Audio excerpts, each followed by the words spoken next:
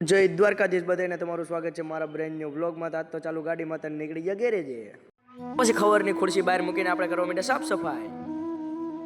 પછી રાહુલભાઈ આપણે દીવાબત્તી કરવા માંડ્યા ને આપણે કરવાના હતા પાના સાફ. પછી પાણીની બોટલ આવી ગઈ એટલે આપણે અમરેન્દ્ર બાહુબલી બનીને કેનમાં નાખી દીધું પાણી. આ તો પછી રાહુલભાઈ મોબાઈલમાં જોતા જોતા આવી ગયા સા લઈને. પછી આપણે સા પીતા હતા તો રાહુલભાઈ આપણા શેઠની ગાડીમાં ઓઇલ જોવા માંડ્યા હતા તો ઓઇલ તો હાવ બેકાર હતું. શેઠની ગાડીમાં ઓઇલ બદલું તો આ ગાડી ધોવામાં આવી ગઈ. ધોઈ નાખી ગાડી. ધોઈને જોયું તો આમાં કલરના દાગા હતા એ તો આપણે પેટ્રોલથી કાઢવા પડશે. પછી ઓઇલવાળા ભાઈ ઓઇલની પેટી લઈને વ્યવહાર કરી નાખી. ઓઇલની પેટીની અનબોક્સિંગ એના ડબ્બા ગોઠવીને નીકળી ગયા આપણે ઘરે. તો આપણી ગાડીમાં તો પંચર હતું તો હાલો દોરીને પંચર વાળાની દુકાને ભેગા થતો રાહુલભાઈ તો અહીંયા વ્હીલ ખોલવા માંડ્યા. તો ટ્યુબમાં જોયો તો આમાં તો બહુ મોટો હોલ પડી ગયો હતો.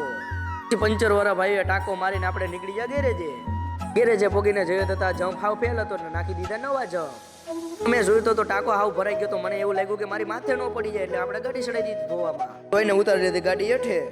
પછી આ ગાડીવાળા ભાઈને કંપનીની ઘોડી નથી ફાવતી એટલે આપણે સ્ટીલની ઘોડી નાખી દીધી.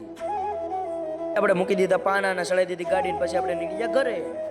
તો આપણે ઘરે પોગીને આપણે બેનને હેપી બર્થડે કહી દીધું કેમ કે એનો બર્થડે હતો ને આ બે તો કેક ની હારે ફોટા પાડતા હતા. તો આ બધાના ફોટાની વાહે મારું સ્ટીકનું બહુ મોટું નુકસાન થઈ ગયું. તો હજી કેક ખાતો તો મારી ઉપર હુમલો થઈ ગયો.